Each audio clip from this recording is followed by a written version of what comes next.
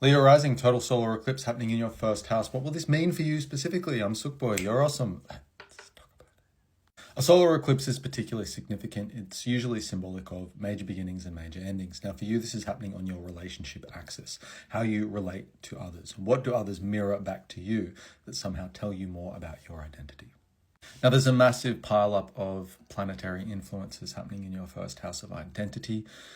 Mercury, Jupiter, Sun, Moon, and the South Node. Whilst there is a lot of planets in your first house, and this is a Leo solar eclipse, this isn't necessarily main character energy. It's asking you to show up very differently when it comes to your relationships, important relationships. Now, these could be romantic, they could be marriages, but it's asking you to change the way you relate to other people. And also change the way you relate to yourself, the way you see yourself. Are there coping mechanisms or old ways of being that you've outgrown? It's the perfect time to listen to your body, listen to your gut instincts in this time. Your body will reflect what's happening internally. Even if it feels really uncertain at first, maybe you might be looking for a new partner, breaking up with a marriage partner, and quite concerned about will you find love ever again, for example. Allow yourself to sit in this puddle of discomfort. There is a lot changing about you, and there is a surrender or a letting go of older versions of yourself that haven't worked for a while. And this is what the South Node wants to teach you. An auditing of your identity, potentially of your appearance, so you can show up differently and potentially be a little more controversial, rebellious, or experimental with the people you allow into your life. In other words, if you've been relying on old strategies, tactics, or coping mechanisms that somehow anchor you to a comfort zone, this eclipse is asking you to step outside your comfort zone. Now, as you grow and you develop, you might lose that old way of being and actually find your comfort zone in a new place, a relationship, for example. Mercury in particular is playing quite a significant role. It's opposing Pluto. So immediately we can ask ourselves, where are you latching onto a identity or an ego that is prideful? Do you not feel influential in your relationship? Is your relationship suffering some kind of power struggle at the moment? Is there trust, inherent trust and faith in this relationship? Now, it doesn't have to be romantic, business, platonic, or otherwise. Any important relationships in your life where you're trying to come to some kind of agreement. Now, fireworks or an event may not occur on the specific day. Eclipses tend to roll out over the time span of about 6 months. Now, if you want a little bit more depth to the next 18 months, because the eclipses will all take place in this relationship axis for you for the next 18 months, I've got you covered. Head over to my page, scroll directly under this one, and you'll find Leo the next 18 months, and that will give you a bit more insight. But essentially, it's about your approach, how you negotiate, how you feel seen in your relationships. Do your relationships validate you in some way? Are you seeking recognition or validation? Is that a part of you that maybe needs an update, needs an audit? Are you living in your comfort zone, seeking for validation? Are you performative in any way? Are they performative anyway? Do you feel like it's a genuine, sincere connection? Now, Jupiter is rather significant at the moment. It's in your first house and it's expanding potentially your ego. It's also expanding your ability to influence others, to persuade others, to lead by example. So are you leading by example, or are you failing to take accountability? Now, the reverse is true. Are you trying to engage in some kind of negotiation or agreement with a partner and they're failing to recognize their own worth? Are they insecure? Are they insincere? Are they being genuine? Are they accusing you of being arrogant? So again, this is asking for a reframe, a different approach to how you're relating to these people, these important relationships in your life. Now, Aquarius is very future orientated, and the ruler of Aquarius, Saturn, is in your 9th house. And this is basically your vision. So think about the ideology behind both parties. Do you actually land on the same page when it comes to worldview? Do you have the same vision? And if not, how can you meet in the middle without your ego being hurt and potentially them feeling seen or validated? There is somewhat of a clash here between Mercury and Pluto, and there could be some very harsh words unless you somehow negate that from happening. Now, Mercury is ruling over your 2nd house of finances, so it could be a financial matter, potentially regarding your livelihood, your access to resources, and what you're willing to share. So when it comes to finances, what is a you problem and what is a their problem? Have you been too generous with them? Have you been too dependent on them, or vice versa?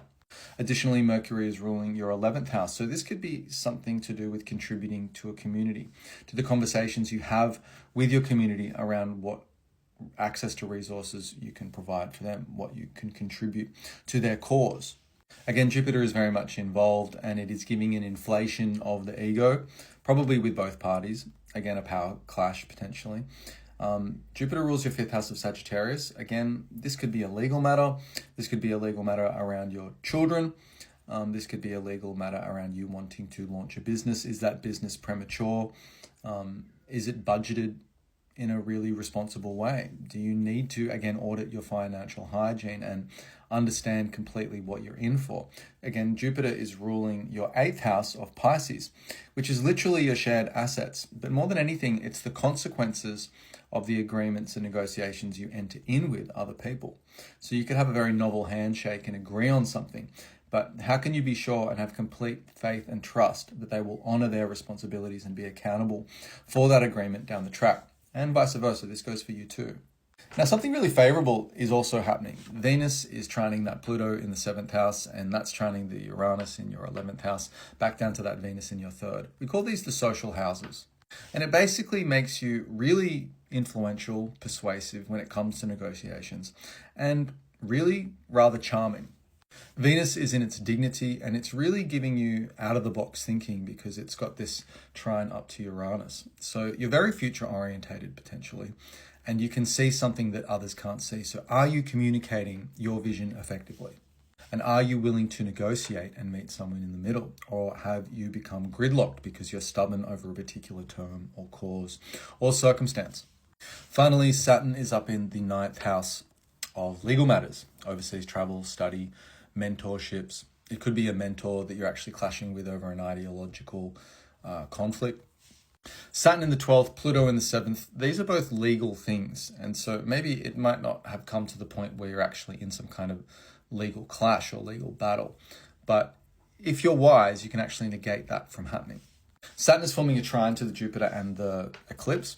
And so if it is an issue around custody or potentially an inheritance issue, maybe you're trying to sell your home, maybe there's contracts involved in that regard, maybe it's an issue with your landlord, or a workplace injury or sickness, maybe you're trying to get some time off to relieve yourself so you can, refill your cup again and rejuvenate. This 1st house is about your vitality and how much energy you have. Neptune is co-present with Saturn in Aries, and that's being ruled by Mars that is currently in your 12th house. So has there been some betrayal? Has there been some things hidden from you? The Neptune is also in an opposition with the Venus, so make sure you're not wearing rose-colored glasses. Make sure you're not being too overconfident about your position. But again, this all speaks to a very creative mindset, a very creative and problem-solving orientated way of approaching problems. You don't have to solve problems like they've traditionally been solved. You don't have to be the established self. You don't have to associate yourself with who you've been before. This is a very forward motion kind of energetic signature. You're being asked to change. You're being asked to evolve in some way. You could be very impatient, sure, but don't be reactional. Take your time and respond. The space between when you're triggered and when you actually respond, that is not just silence, that is loaded awareness. And you can actually take the seat of consciousness and be very calculated about what your next move is. Again, this might not happen on the full moon, but it may play out over the next 6 months. Just saying. As a thank you for watching this entire video, please feel free to send me a DM. I'll send you a coupon code for 30 Australian dollars off my natal and birth chart readings. This is exclusively for new clients. Hope that helps. Okay, bye.